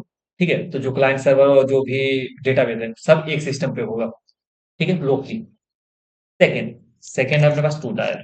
अब आया अपने पास टू टायर, अब आया टू टायर। तो देखो, अब इसमें तो ये है कि डायरेक्ट इंटरेक्ट तो नहीं होगा, क्योंकि डायरेक्ट इंटरेक्ट हम फर्स्ट टायर में करते थे। अब इसमें क्या आएगा ना, ये मान लो तुम्हारे पास डेटाबेस है,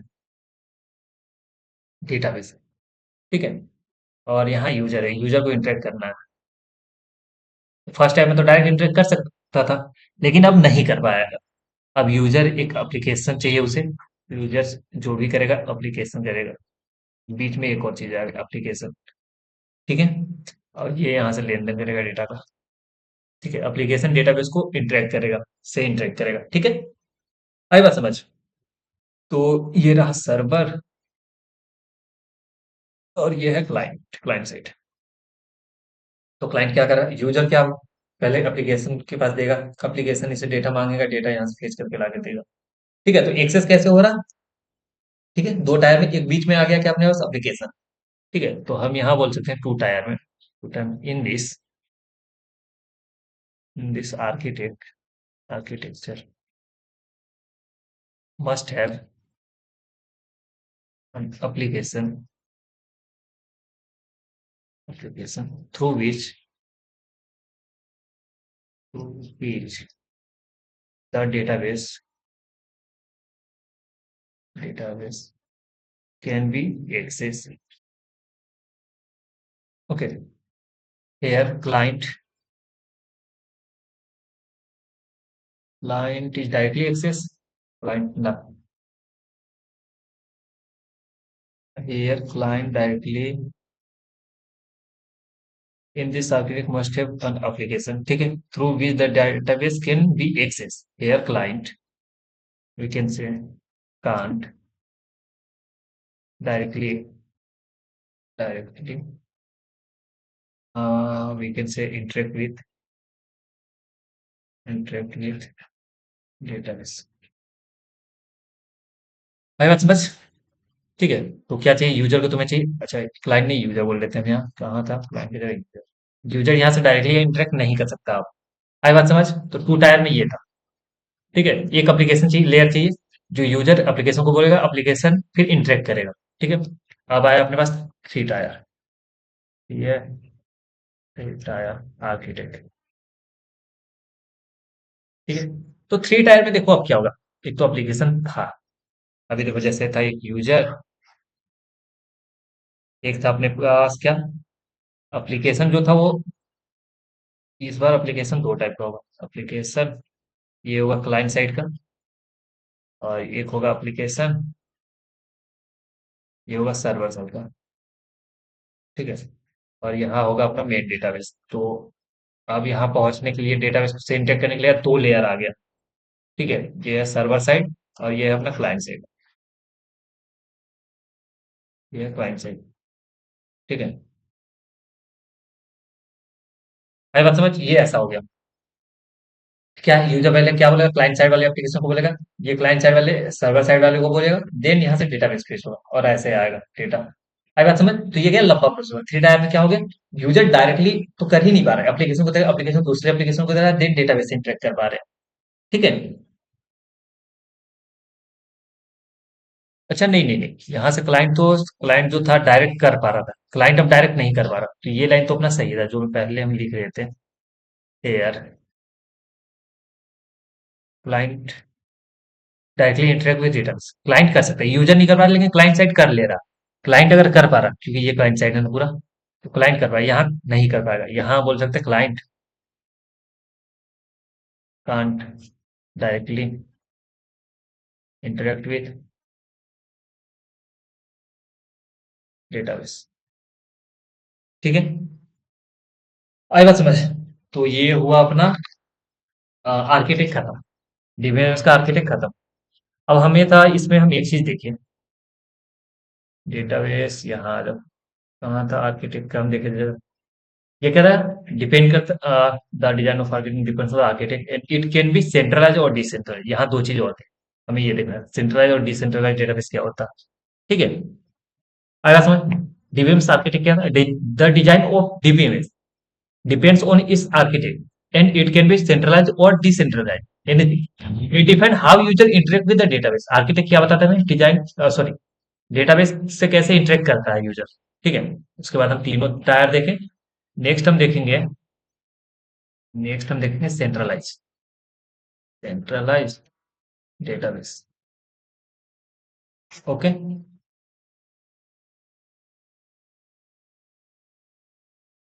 तो अब हम बात करते हैं सेंट्रलाइज डेटाबेस। ठीक है, तो देखो सेंट्रलाइज में क्या होता है, जो डेटाबेस होता है एक जगह रहता है। जैसे हम अगर तुम्हें बताएं, all the organization, all the organization are stored or manage all the data. All the organization are stored, manage all the data in a single location. Single locations, location. ठीक है, usually usually on one server, one server or one system, we can say। तो मान लो database क्या होता है, एक जगह रहता है, बस इतना मानो। सेंट्रलाइज में तो समझ आ रहा है, सेंट्रलाइज एक जगह होगा। ठीक है, जैसे अगर तुम मानो सेंट्रलाइज में क्या होता है ना, जैसे देखो जो यूजर कहीं भी हो सकता है, एक्सेस कहीं से भी कर सकते हो, लेकिन डेटा सारा एक जगह होगा। इसे हम लिख सकते हैं the, okay, decentralize, decentralize system allow user allow users to access and manage data from anywhere, from we can say anywhere or various locations, okay, various remote location, we can say remote location, but main thing is, but all the data, means actual data, the actual data resides in one place। Okay, देखो centralise में क्या होता है, देखो तुम access कहीं से कर सकते हो, लेकिन जो भी डेटाबेस है तुम्हारा एक्चुअल वाला, वो एक जगह पे होगा। जैसे अगर एक एग्जांपल दे दो, जैसे एक ये डेटाबेस बना देते हैं। ठीक है, एक डेटाबेस बनाते हैं, ये रहा हमारा डेटाबेस। ठीक है, ऐसे बनाओ।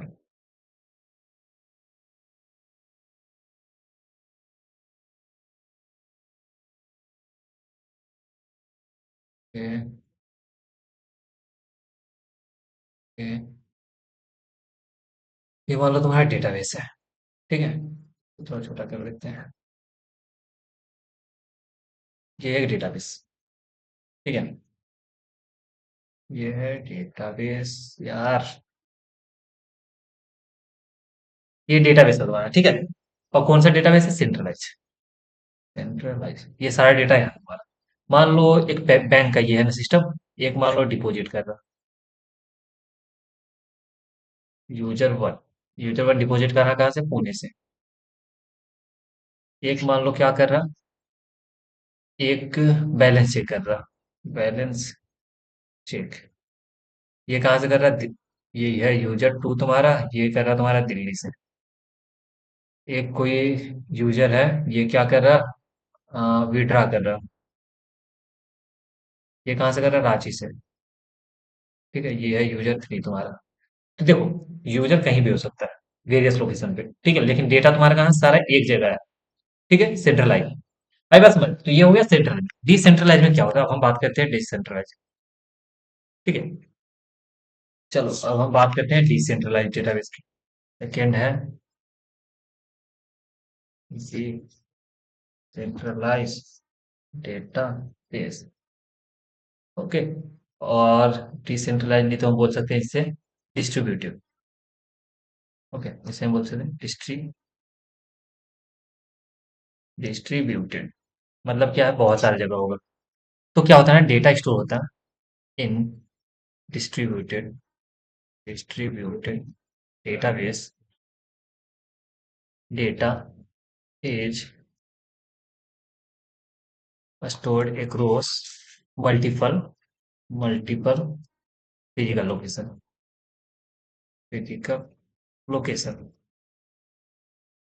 ठीक है, क्या है डिस्ट्रीब्यूटेड में क्या होता है ना, डेटा अलग अलग जगह पे स्टोर होता है। ठीक है, often often connected over connected over a network to keep a distributed database up to date. It uses the replication process replication process of making and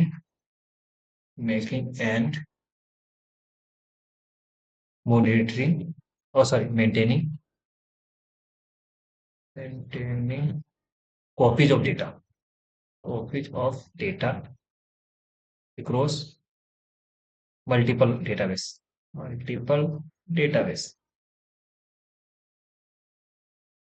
server. ठीक है, तो क्या करता है ना, ये एक डेटा का क्या करता है, कॉपी बनाता है, अलग अलग जगह पे इसे स्टोर करके रखता है।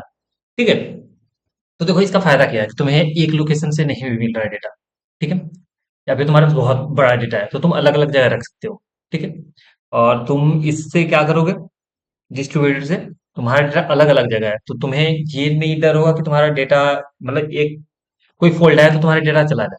ठीक है, तो इसमें बहुत सारे एडवांटेज है। जैसे अगर हम इसका बात करें कुछ टाइप्स के बारे में। टाइप्स टाइप्स का दो टाइप होता है, एक हेमोजीनियस, ठीक है, होमोजीनियस, एक होता है हेट्रोजीनियस। ठीक है, देखो होमोजीनियस में क्या होता है, जो all node all nodes use the use the same database software. सब लोग एक ही चीज यूज करेगा। ठीक है, एंड आर, और मैनेज में कैसे होगा, सेम टाइप से, and are manage similarly. Second heterogeneous में देखो, नोट्स क्या होता है ना, बहुत सारे सॉफ्टवेयर यूज कर सकते हैं, तो नोट्स में use different database software database software and data models. ठीक है, तो ये क्या अलग अलग यूज कर सकते हैं, requiring requiring translation translation and coordination. ठीक है, तो टर्म समझ आ गया, डिस्ट्रीब्यूटर का होमोजीनियस हेट्रोजीनियस। इसका एडवांटेज क्या था, अगर हम इसका एडवांटेज की बात करें, तो पहला एडवांटेज है कि इसका कॉपी रहता है हर जगह, और क्या अगर एक जगह खराब भी हो तो दूसरी जगह से हम यूज कर सकते हैं। तो user can use the data from of other side. ठीक है, एक जगह खराब है तो दूसरी जगह से ये यूज कर सकता है। ठीक है, सेकेंड सेकेंड अगर एक फेल है तो दूसरे से यूज करते, ये समझ आ गया, मतलब दूसरे डेटा को। और क्या बोल सकते हैं, जैसे कुछ नया डेटा ऐड करना है। ठीक है, तो पुराने डेटा को बिना कुछ छेड़छाड़ किए वो ऐड कर सकता था। Easy to easy to add new data. ठीक है, ये सब एडवांटेज है इसके। तो दोनों हमें समझ आएगा, सेंट्रलाइज में एक जगह होता है, डिस्ट्रीब्यूटेड में अलग अलग जगह होते हैं, नाम से समझ आ रहा है। अब देखो नेक्स्ट टॉपिक था अपने पास, ट्रांजेक्शन ट्रांजेक्शन इसमें बहुत एक इंपॉर्टेंट चीज है। ठीक है, ट्रांजेक्शन में तुम्हें एक इंपॉर्टेंट क्या बोल सकते हैं, उससे टॉपिक मिलेगा, एसिड प्रॉपर्टी। ठीक है, जो पूछा जाता है बार बार। तो ट्रांजिशन क्या होता है, सॉरी ट्रांजेक्शन। तो ट्रांजेक्शन क्या है ना, transaction transaction is a collection of operations that are executed as a single unit of work। ठीक है, transaction is a collection of operation that are executed at the single unit of work। We can say transaction don't violate any database constraint। We can say database constraint। ठीक है, transaction क्या collection of operation है, transaction क्या collection of operation that are executed as a work, single unit work. ठीक है, we can से हम क्या बोल सकते हैं ना, देखो ट्रांजेक्शन अगर होगा जब, तो each transaction each transaction each transaction ensure that ensure that these operations either all completed successfully or or all rollback। या तो पूरा कंप्लीट होगा या फिर नहीं होगा। ठीक है, बीच में नहीं रुकेगा ट्रांजिशन, या तो शुरू होगा तो लास्ट तक जाएगा, मतलब कंप्लीट होगा नहीं तो नहीं होगा, ओवर। ठीक है, जैसे अगर इसमें क्या होता है ना, ये एसिड प्रॉपर्टीज है, इसमें क्या बोलते हैं ट्रांजिशन के लिए, एक आता है acid properties of transition. Transaction transaction okay. तो देखो ट्रांजेक्शन क्या था, ट्रांजेक्शन क्या था, एक मान सकते हैं हम, ट्रांजेक्शन बोल सकते हैं एक बहुत छोटा सा पार्ट हो सकता है, किसी एक प्रोग्राम चल रहा है जो इसका। ठीक है, और जैसे टास्क हो रहा है ना तुम्हारा, प्रोग्राम चल रहा है, तो वो कुछ कुछ स्टेज से पार होता था, जैसे हम पढ़े थे, ओएस पे पढ़े थे ये। ठीक है, प्रोसेस स्टेज। ठीक है, प्रोसेस स्टेट के बारे में, स्टार्ट होता है, वेट करता है, ठीक, लाइक दैट। तो यहाँ एसिड प्रॉपर्टीज वहां भी हम पढ़े थे, यहाँ वापस से पढ़ रहे हैं, तो ये ट्रांजेक्शन के लिए क्या था, हम यहाँ बोलेंगे transaction, we can say we can understand transaction as a process। Okay, process state, we can say transaction is a very small unit of program, and it may contain several low level tasks। ठीक है, हम बोल सकते हैं ना, और acid properties के बारे में अगर पढ़े, एसिड प्रॉपर्टीज अगर हम पढ़े, पहला होता है ACID। A stand for atomicity, consistency, isolated isolation, sorry, durability. तो एटोमिसिटी में क्या होता है, या तो कंप्लीट एक बार क्या होगा ना, कंप्लीट होगा या तो नहीं होगा। ठीक है, हम बोल सकते हैं इसे इधर कंप्लीट और नॉट, या तो कंप्लीट हो या तो नहीं होगा। ठीक है, अगर देखो जैसे आधा काम हुआ, तो अगर बीच में कहीं भी एरर आता है तो वो फिर शुरू में चला जाएगा, ये नहीं कि वहीं से स्टार्ट करेंगे। ठीक है, या तो आइदर कंप्लीट और नॉट, पहला चीज। कंसिस्टेंसी मतलब क्या होता है, जो ट्रांजेक्शन मतलब होने से पहले था, जो प्रोसेस होने से पहले जो था, वो भी बाद में भी होगा, तो जो टोटल आ रहा, हम बोल सकते हैं वीकेंड से। मान लो तुम इसे समझते हैं ऐसे, तुम्हारे अकाउंट में मान लो 5 के रुपीज है। ठीक है, तुम यहाँ से क्या करो, विड्रा कर रहे हो, विड्रा करो 2,000। ठीक है, अब बचा कितना, 3,000, 3,000 है। तो देखो निकालने से पहले था 5,000। ठीक है, जब ट्रांजेक्शन 2,000 निकाले, तो अब बचा 3,000। ठीक है, तो टोटल क्या है, 3,000 निकाले, और सॉरी 3,000 है और 2,000 ये 5,000। तो क्या है, ये कंस्टेंट है, कांस्टेंट है, ठीक है। ट्रांजेक्शन होने से पहले, ट्रांजेक्शन होने के बाद भी ये क्या कांस्टेंट है, ठीक है। नेक्स्ट है आइसोलेशन। नेक्स्ट है बस आइसोलेशन। ओके। जैसे मान लो तुम्हारे पास एक साथ बहुत सारा काम हो रहा, ये तुम्हारे पास है, यहाँ से कुछ काम हो रहा, ठीक है। एक काम हो रहा, दो काम हो रहा, तीन काम, चार काम, ये इंडिपेंडेंटली सारे काम चल रहे हैं, ठीक है। या फिर तुम ऐसे मान लो ना, जो पैरेलल काम चल रहा, उसे क्या करता है, ये सीरियलाइज कर देता है, ठीक है। पैरेलल जो वर्क काम चल रहा है अपना, ट्रांजेक्शन, उसे क्या सीरियलाइज कर देगा। या फिर तुम यहाँ के मेथड में तुम अगर इसे समझना चाहो, आइसोलेशन क्या कहता है, हम्म, जो एक ट्रांजेक्शन है वो इंडिपेंडेंटली होगा, without interfere with another one, ठीक है। तो एक काम अपना खुद होगा, जो पैरेलल में हो रहा है वो उसको सीरियल कर दो, एक एक होगा, ठीक है। कोई एक दूसरे को इंटर के काम में इंटरफेयर नहीं करेगा। नेक्स्ट है ड्यूरेबिलिटी। नेक्स्ट है durability.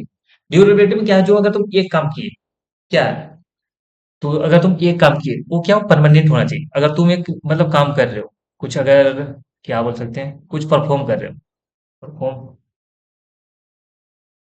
Any work or anything, it can, it could be, it should be done by, we can say, मतलब कंप्लीटली बोल सकते हैं किसके द्वारा होना चाहिए, जैसे कमिट तुम कर रहे हो, ठीक है, ये परमानेंटली होना चाहिए। क्या ड्यूरेबिलिटी में क्या हो, अगर तुम जो भी करो वो क्या परमानेंट होना चाहिए चेंज, जो भी चेंज तुम कर रहे हो वो परमानेंट होना चाहिए, ठीक है। तो एसिड प्रॉपर्टीज में क्या समझे, ए स्टैंड फॉर एटोमिसिटी, जो है या तो काम पूरा कंप्लीट होगा ट्रांजेक्शन या तो नहीं होगा। कंसिस्टेंट मतलब ट्रांजेक्शन होने से पहले, ट्रांजेक्शन के बाद जो भी डेटा है वो कंसिस्टेंट होना चाहिए, ठीक। आइसोलेशन में क्या था, पैरेलल, पैरेलल वर्क जो चल रहा है, या फिर बहुत सारे वर्क जो दूसरे को इंटरफेयर नहीं करेंगे, ठीक है। तो इसको हम समझ सकते हैं पैरेलल सीरियलाइजेशन को सीरियल में कर लेंगे। पैरेलल जो भी काम चल रहा है उसे सीरियल में कर दो। ड्यूरेबिलिटी का तो जो भी चेंज हो रहा है वो परमानेंटली होना चाहिए, ठीक है। नेक्स्ट एसिड प्रॉपर्टीज हो गया अपना। अगर हम ट्रांजेक्शन स्टेट की बात करें, ट्रांजेक्शन स्टेट, देखो, स्टेट जैसे हम प्रोसेस स्टेट का बात किए थे ओएस में, सेम है। तो सबसे पहले क्या होगा, एक होगा, चलो बना लेते, एक होगा एक्टिव स्टेट, ठीक है, एक्टिव स्टेट, ठीक है। उसके बाद ये जाएगा अपना कहाँ पे, कि पार्शियल कुछ काम हुआ होगा, ठीक है, partial commit, partially committed state, okay, partially. उसके बाद एक बार होगा कंप्लीट हो जाएगा, कंप्लीट। और नोट पार्शियली, ये कमिटेड स्टेट, कंप्लीट हो गया, कमिटेड स्टेट, ओके। उसके बाद क्या होगा, उसके बाद एक और स्टेट है अपने पास पार्शियली, फिर कमिटेड स्टेट तो कंप्लीट हो गया, देन एक और है अपने पास अबोर्ट करने का, ठीक है, जो कंप्लीट हो, अबोर्टेड स्टेट, ठीक। एक हो सकता है फेल भी हो सकता है, फेल स्टेट, ठीक है। तो एक्टिव स्टेट में क्या होगा, देखो, लिख दें, ये क्या ट्रांजेक्शन क्या होता है, इन प्रोग्रेस, इन प्रोग्रेस, ठीक है, इन प्रोग्रेस, ठीक। पार्शियली कमिटेड मतलब कंप्लीट हो गया, फाइनल स्टेट पे है, ठीक है। और मतलब बस क्या, at final state, final state and ready to commit, ready to commit, ठीक है। मतलब लास्ट तक पहुंच गया, बस कमिट नहीं किया, और यहाँ आके कमिट हो गया है, ठीक है, successfully complete, successfully save the data, save the data in database, ठीक है। पहले था ये रनिंग कंडीशन में, देन फिर क्या होगा, बस लास्ट तक चला गया, बस कमिट नहीं हुआ, जैसे ही यहाँ कमिट किए सेव हो गया सारा डेटा, ठीक। एक था अबाउट स्टेट, ठीक है, कहीं मान लो फेल हो गया है, ठीक है। तो ये क्या होगा, रोल बैक होगा, रोल बैक, ठीक है, रोल बैक होगा, फिर से शुरू से आ गया, फेल में भी सेम होगा, एरर आ गया है, तो वैसे ये था ट्रांजेक्शन स्टेट, ठीक है। नेक्स्ट हम समझते हैं, या बस इतना मान लो। उसके बाद अपने पास एक हमें पढ़ते थे शेड्यूल, शेड्यूल। शेड्यूल में देखो क्या होता है, जैसे हम सीपीयू शेड्यूलिंग पढ़े थे ओएस सेम। तो डीबीएमएस में यहाँ बात करते हैं, in DBMS, in DBMS, wait, in DBMS schedule is, wait, schedule is the sequence of, sequence sorry, sequence in which operations like read, write, or commit, or abort, like that. Okay, which operation like in DBMS a schedule is the sequence in which operations like that from one or more transactions are executed. ठीक है, तो schedule देखो क्या है, DBMS में schedule क्या होता है ना, जो सीक्वेंस बताता है हमें कौन काम कैसे कैसे होगा, ठीक है, किसके बाद क्या होगा, आई बात समझ। तो जो भी करना है, जैसे वन और मोर ट्रांजेक्शन एग्जीक्यूट हो रहा है, ठीक है, उसके बाद देखो नेक्स्ट हम बोल सकते हैं, ठीक है, ओ, ओके, हम बोल सकते हैं इसमें शेड्यूलिंग में क्या होता है, दो टाइप्स है, दो टाइप्स, जैसे हम पहला बोलेंगे सीरियल, सीरियल शेड्यूलिंग, ठीक है, वन बाई वन, ठीक है, वन बाई वन, एक के बाद एक होगा। सेकेंड है कंकरेंट, कंकरेंट शेड्यूल, कॉन्करेंट में क्या होगा ना,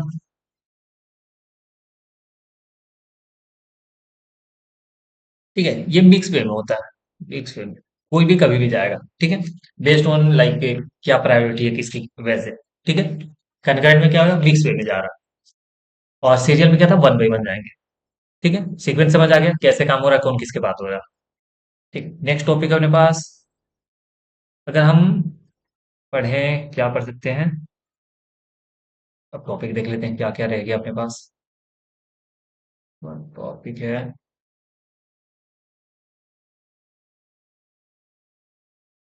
या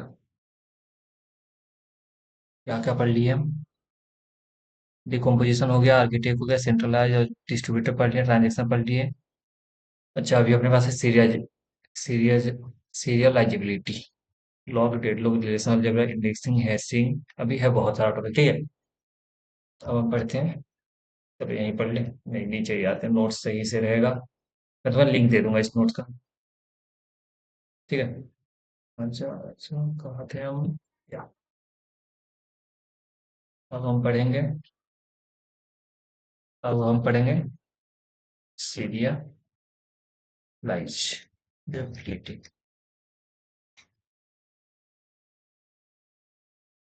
देखो सीरियलाइजेबिलिटी में क्या है, क्या करेगा ना, ये हमें बताएगा, it ensure that, ensure that execution of concurrent transaction is consistent and and result in the same outcome as if transaction were executed serially one after another, one after another, ठीक है, सिलेब ये ensure क्या करता है, हाँ, ऐसे CPU scheduling जैसे हम समझते हैं, या फिर यही ऐसे नॉर्मल समझते हैं, जैसे बहुत सारे टास्क तुम्हारे उसे सीरियल वाइज भेजेगा, जैसे हम अभी जस्ट देखे थे, क्या करेगा ना, तुम्हें मान लो एक टास्क दिए तुम, जो पहले है उसे भेज दिया, देन वो खत्म हुआ तब दूसरा टास्क को देगा, ठीक है, हम बोल सकते हैं इसका कुछ टाइप्स देख लेते हैं, टाइप्स, टाइप्स अपने पास फर्स्ट है कॉन्फ्लिक्ट, कॉन्फ्लिक्ट, सेकंड है व्यू, कॉन्फ्लिक्ट में क्या होता है ना, कॉन्फ्लिक्ट कर रहा है, जैसे कि दो टास्क है, जैसे रीड करना राइट करना, ठीक है, और तुम्हारे पास डेटा शेयर्ड मेमोरी है, ठीक है, डेटा एक ही है, वहीं पे जाकर दोनों को काम करना है। तो क्या हो, कॉन्फ्लिक्ट हो जाएगा, रीड एंड राइट दोनों है और एक ही डेटा पे काम करना है, एक ही फाइल में उसे काम करना है, तो वहां वो कॉन्फ्लिक्ट हो जाएगा। देन व्यू, देखो व्यू serialization में ये एक फाइनल आउटकम है, जैसे जब खत्म हो गया अपना रीड राइट ऑपरेशन, ठीक है, तो ये कहता है स्केड्यूल वाले, पहले रीड किया देन राइट, आई बात समझ, तो ये क्या होगा, व्यू, जब ये आउटकम आएगा फाइनल आउटकम, आई बात समझ, तो सीरियलाइजेबिलिटी समझ आ गया। अब हम समझेंगे लॉक, उसके बाद हम डेड लॉक समझेंगे थोड़ा। अब हम समझते हैं लॉक के बारे में। लॉक, ओके, लॉक क्या है, you can say lock is locks नहीं, locks, lock is the most common type of concurrency control mechanism. In this approach, in this approach, any data, any data is retrieved by an active user, then updating, then updating must be must be looped or denied to another user until updating is until updating is until updating is not completed, not complete, ठीक है। Lock समझ आया, इसमें भी क्या है, lock बोल सकते हैं, इसका भी टाइप दे सकते हैं दो, पहला होगा एक शेयर लॉक, दूसरा होता है एक्सक्लूसिव लॉक। जैसे इसमें होगा रीड, मान लो ये हो गया राइट, ठीक है, ये समझ आया। अब अगर हम डेड लॉक समझे, डेड लॉक ये क्या होता है, एक ये कंडीशन होता है, डेड लॉक क्या होता है ना, मान लो ये वेट कर रहा है किसी रिसोर्स के लिए, ठीक है, किसी रिसोर्स के लिए क्या कर रहा है, वेट कर रहा है, ठीक, कुछ रिसोर्स ये रखा हुआ है और किसी चीज के लिए वेट कर रहा है जो दूसरे के पास है, ठीक है, और दूसरा उसे रिलीज नहीं कर रहा, तो ये क्या करे, ये बहुत लंबे टाइम तक या फिर इनफाइनाइट टाइम तक ये फंसे हुए हैं, ठीक, तो इस कंडीशन को बोलेंगे डेड लॉक। ओके, तो जैसे हम इसमें हम पढ़ चुके हैं ओएस में, जैसे इसके लिए था अवॉइड करने के लिए बैंकर एल्गोरिथम आया था, बैंकर एल्गोरिथम, ठीक है, डेड लॉक अवॉइड करने के लिए एक यहाँ पे एक और पढ़ेंगे हम, wait for graph, wait for graph, ठीक है, ये था ओएस में, ये मेनली हम डीबीएमएस में पढ़ेंगे, ठीक है। तो डेडलॉक के लिए दो चीजें, अवॉइड के लिए banker algorithm, wait for graph, ठीक है। अब हम नेक्स्ट पढ़ेंगे यहाँ पे, क्या है,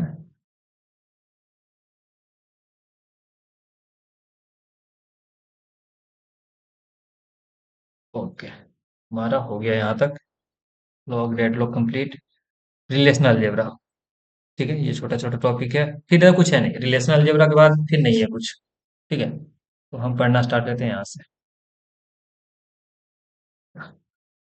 अब यहाँ कुछ कर लिखते हैं, ठीक है।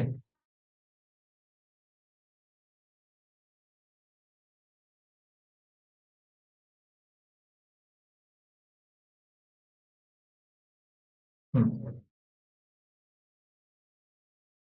हम कहेंगे, पढ़ेंगे relational algebra, relational algebra, okay. तो देखो इसमें क्या है ना, ये अलजेब्रिक इक्वेशन में बताया, टेबल के बीच में जैसे हम ज्वाइन करते थे तो वहां हम कुछ ये लिखते थे कोड, सॉरी क्वेरी लिखते थे, यहाँ हमें रिलेशन ऐसे मैथमेटिकल फॉर्म में दिखाना है, तो जैसे हम बोल सकते हैं relational algebra indicates the algebraic equation और algebraic relation between tables, it means it take one और टू रिलेशन जितने table as an input and proceed produce a new table as an output. ठीक है। तो रिलेशन अलजेब्रा क्या करता है, relation बताता है किसके टेबल के बीच में। जैसे टू और मोर टेबल लिया इनपुट में, और उससे क्या कर देगा, लाइक प्रोसेस करके आउटपुट में दे देगा एक। ठीक है। तो जो भी है इक्वेशन, जैसे हम इसमें कुछ टाइप्स देखते हैं, टाइप्स। तो इसमें कुछ बेसिक ऑपरेशन होता है, बेसिक ऑपरेशंस। ठीक है, ये सब तुम्हें पता होगा पहले से, कुछ बता नहीं है, जैसे यूनियन, इंटरसेक्शन, ये सारे ऑपरेशन है। डिफरेंस और cross project product, cross product. ठीक है। तो यूनियन में क्या होता है, जैसे वेन डायग्राम में तुम समझाता हूँ। यूनियन में ए एक है, एक ये है, ये बी है। ठीक है। तो ए का पूरा पार्ट, बी का पूरा पार्ट, ये हो गया यूनियन, दोनों मिल गया। ठीक है। इंटरसेक्शन में बताता हूँ मैं तुम्हें। ये ए है, ये बी है, ये ए है, ये बी है। ए और बी में जो पार्ट है, दोनों के बीच, दोनों में जो कॉमन पार्ट है, इसे बोलते हैं इंटरसेक्शन। ठीक है, इस पार्ट को। डिफरेंस देखो, डिफरेंस अगर ए माइनस बी बोला है, तो डिफरेंस ए और बी है ना, ए और बी है। तो इसमें से जो ए का पार्ट है, जो ए का पार्ट है, ठीक है, ए का पार्ट है वाली, और ये तो ये बी का भी पार्ट है, तो इसे नहीं लेंगे, सिर्फ ए का पार्ट है। ठीक। अब बी माइनस से होता तो बी वाला लेते, लेकिन इंटरसेक्शन नहीं लेते। क्रॉस प्रोडक्ट में क्या होता है, क्रॉस प्रोडक्ट में क्या होता है, दो चीजें हैं मान लो तुम्हारे पास। ठीक है, दो टेबल है, इसमें कुछ टेबल है, ये टेबल है। तो ये चीज जिससे ऐसे क्रॉस है। ठीक है। तो ये सारे रिलेशन को अपना क्रॉस प्रोडक्ट। ये होता है बेसिक सा। अब सेकेंड चीज आता है यहाँ, सेकेंड आता है। सेकेंड है अपना एक्सटेंडेड, एक्सटेंडेड ऑपरेटर। एक्सटेंडेड में क्या आएगा, एक तो आएगा अपने पास सिलेक्ट करने के लिए, सेलेक्ट के लिए हम ये यूज करते हैं। ठीक है। सेकंड है प्रोजेक्शन के लिए, प्रोजेक्शन में कुछ दिखाना है तो उसके लिए पाई यूज करते हैं। ठीक है, किसी कॉलम को दिखाना है तो पाई यूज करेंगे। ठीक है। नेक्स्ट है डिवीजन के लिए, डिवीजन के लिए ये यूज करते हैं। ठीक है। या इसे इंटरसेक्शन की तरह बोल सकते हैं। ठीक है। और एक होता है ज्वाइन के लिए, ज्वाइनिंग के लिए यूज करते हैं ये वाला। ठीक है, बस इतना समझो। ठीक, तो ये था बेसिक ऑपरेटर। ठीक है। अब नेक्स्ट अपने पास टॉपिक है, नेक्स्ट पढ़ते हैं हम इंडेक्सिंग। इंडेक्सिंग। ठीक है, इंडेक्सिंग क्या है, देखो, it is a it is a database object, database object. All the index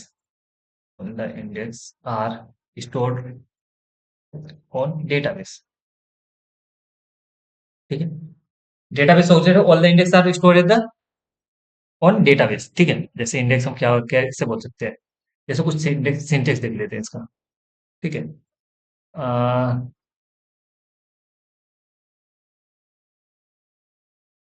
जैसे सिंटेक्स देख लो। ठीक है।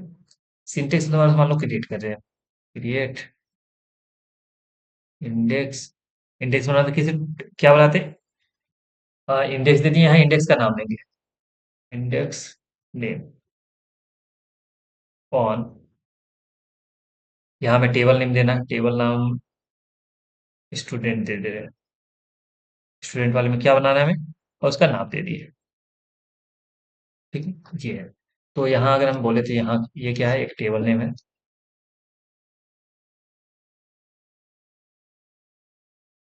और ये जो नेम दिए है, ये क्या है, ये कॉलम का नाम है, ये एक कॉलम में बनता है। ठीक है। Index created from column. ठीक। कॉलम या तो एक हो सकता है, या ज्यादा भी हो सकता है, या सेट ऑफ कॉलम, कुछ भी बोल सकते हैं। ठीक है। तो इंडेक्स हम बना दिए। ये बात समझ आया।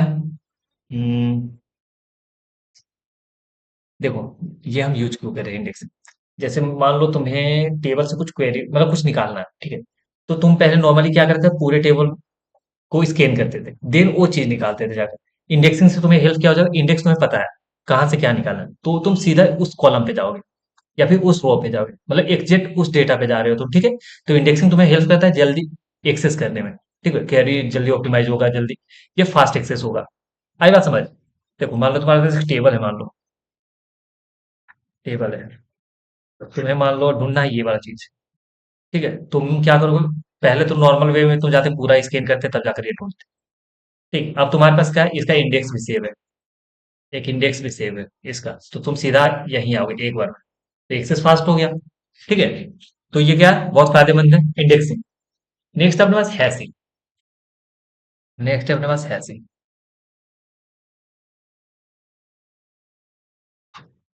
हैशिंग था एक टेक्निक है, क्या करता है, एक वैल्यू को क्या करता है ना, hashing is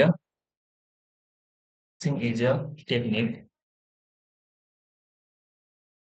that convert a value into a fix size hash code which is used to which is used to locate data quickly। ठीक है, तो ये फिक्स साइज में करा, देखो नॉर्मल जो अपना ये था, जब ये अभी हम इंडेक्स में पढ़ गया, वो भी क्या कर रहा था, इंडेक्स में बता रहा था, और वहां से हम एग्जैक्ट एक बार में जाकर क्विकली क्या बोले एक्सेस कर सकते थे, ये भी सेम उसी टाइप से कुछ कुछ है। देखो hashing is a technique that convert a value into a fix size hash code. ठीक है, which is use to locate data quickly. देखो हम कैसे बोल सकते हैं, इसमें एक नोट लिख लो, समझा दो। जैसे हम बोल सकते हैं, तुम्हें एग्जैक्ट तुम्हें लोकेशन चाहिए किसी एक चीज का, तो हैशिंग के यूज से तुम क्या करोगे, वो फिक्स साइज में ऐसे बांट दिया तुम्हें, ठीक, डेटा को फिक्स साइज में बांट दिया है। ठीक है, तुम आराम से जाकर वहां एक्सेस कर सकते हो। ठीक है, it is we can say useful when you are looking looking exact key looks up. आई बात समझ? इंडेक्सिंग और हैशिंग हमें समझ आ गया। अब था अपने पास लास्ट में रिकवरी टेक्निक। अब हमें पढ़ना है रिकवरी टेक्निक, एक दो टॉपिक बचा है, तीन टॉपिक है। एक तो रिकवरी टेक्निक है, देन ऑथेंटिकेशन वगैरह वाला है, एक लास्ट में टू फेज लॉकिंग। ठीक है, तीन बचा है, ज्यादा टाइम नहीं लेगा। Recovery technique and backup. तो रिकवरी टेक्निक में क्या आ रहा है? हाँ, जैसे रिकवरी टेक्निक में क्या है ना, रिकवर करना। जैसे मान लो एक सिस्टम तुम्हारा क्रैश हो गया, फेल हो गया, तो तुम क्या कर सकते हो, तुम्हें उसे वापस चलाना तुम्हें, तो दो तीन टाइप, जैसे अंडू कर दोगे तुम, या फिर रेडो करोगे, लॉगिन करोगे। ठीक है, ये क्या करेगा, मान लो तुम्हें यार पिन, ये कब था in case of we can say system failure or or क्रेसेस। ठीक है, जब ये होगा तब हम क्या क्या कर सकते हैं, एक तो अंडू कर सकते हैं, रेडो कर सकते हैं, जैसे रोल बैक करेगा ये सब ना, एक होता है लॉगिन। तो तीन चीज। अब होगा एक बैकअप। अब हम करते हैं बैकअप। बैकअप करने का मतलब, जो डेटा जहां तक था वो तुम्हारे पास रहे, सेव रहे। ठीक है, ठीक है, बैकअप मतलब क्या हो गया, जो तुम्हारा डेटा वो कहीं सेव है तुम्हारे पास, ये डिलीट हो गया तो तुम्हें टेंशन ले, तुम्हारे पास बैकअप है, मतलब कहीं उसका कॉपी है। तो ये भी दो टाइप का होता है, एक तो होता है फुल बैकअप, एक होता है इंक्रीमेंटल बैकअप। तो फुल में क्या है, पूरा कंप्लीट तुम्हारा ट्रांजेक्शन वो रखा हुआ। इंक्रीमेंटल में क्या है कि तुम्हारा जो प्रोसेस चल रहा है वहां तक, जस्ट पीछे तक। ठीक है, ये हुआ, तो दोनों समझ आ गया हमें। ऐसे ही पूछा नहीं जाएगा, पूछा जाएगा तो तुम बोल दो। नेक्स्ट है अपने पास, ये थोड़ा पूछा जाता है। ठीक है, हम बोल सकते हैं डेटा सिक्योरिटी, अपने पास डेटा सिक्योरिटी और ऑथेंटिकेशन, ऑथोराइजेशन, ये दोनों तुमसे पूछा जाएगा। ठीक है, थोड़ा ध्यान से सुनना। डेटा सिक्योरिटी में क्या है, डेटा सिक्योरिटी क्या करता है, प्रॉपर पहले ऑथेंटिकेट करेगा किसी को, यूजर को, वही उसे एक्सेस कर पाएगा। ठीक है, तो ये प्रोसेस है सिक्योर करने के लिए डेटा को, नॉर्मल सी चीज। अब दो चीजें हैं, ये सही से देख लो, ऑथेंटिकेशन, ऑथेंटिकेशन और एक है ऑथोराइजेशन।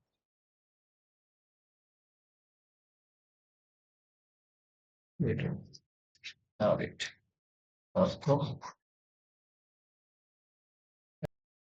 तो देखो ऑथेंटिकेशन हम देख रहे हैं ना, ऑथेंटिकेशन में क्या होगा? ये क्या है, एक प्रोसेस है। ठीक है, वेरीफाई करेगा एक आइडेंटिटी। ठीक है, it's a can say we can say it's a process of it's a process of verifying identity.